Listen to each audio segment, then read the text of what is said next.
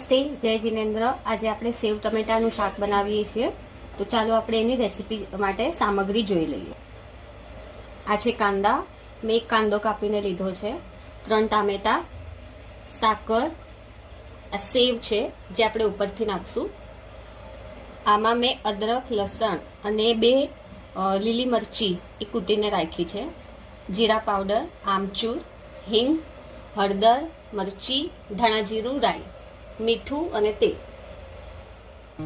તો ચલો શરૂઆત કરીએ।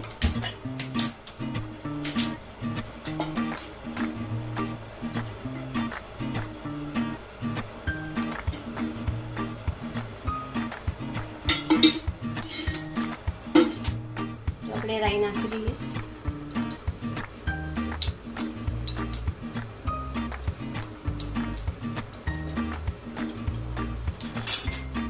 A few moments later.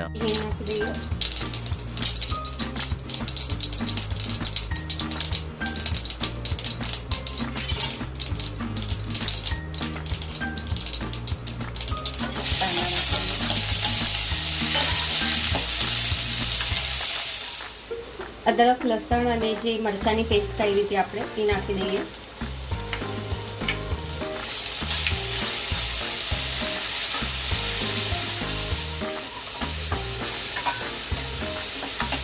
થઈ ગયું છે, હવે આપણે ટામેટા નાખીએ, કરી લઈએ આપણે।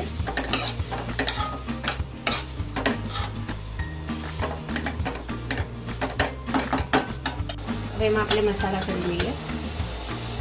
1 ચમચી ધાણા જીરું, અડધી ચમચી હળદર, 1 ચમચી લાલ મરચું, 1 ચમચી જીરું પાવડર, આમચૂર પાવડર, મીઠું નાખી દઈશું।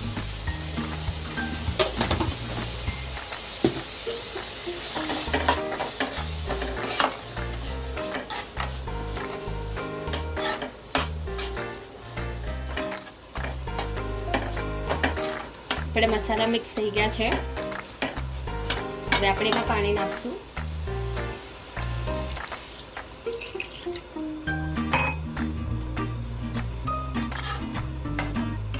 તમને જેટલું ગ્રેવી જોઈએ એના હિસાબે પાણી એડ કરતા જાઓ।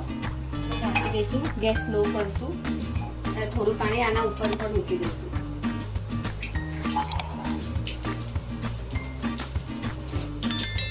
તો આપણે જોઈ લઈએ આપણું શાક કેટલે થયું છે।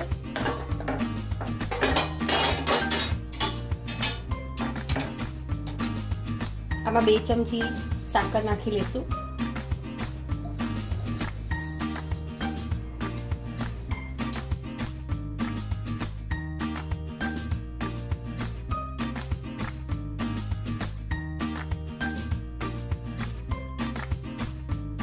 પાંચ મિનિટ થઈ ગયું છે આ શાકને ઉકાળીને, બસ હવે હજી 2 મિનિટ આપણે થવા દઈશું, પછી આપણે ગેસ બંધ કરી દઈશું।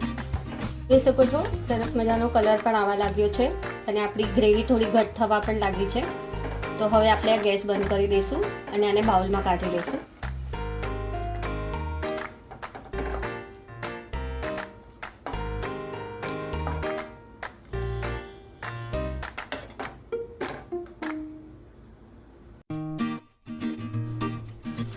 હવે આપણે એમાં સેવ નાખી લઈશું। તમને જે પ્રકારે સેવ જોઈએ એ પ્રકારે તમે નાખી શકો છો।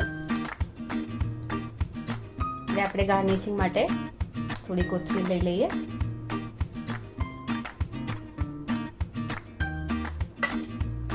તૈયાર છે સેવ ટમેટાનું શાક।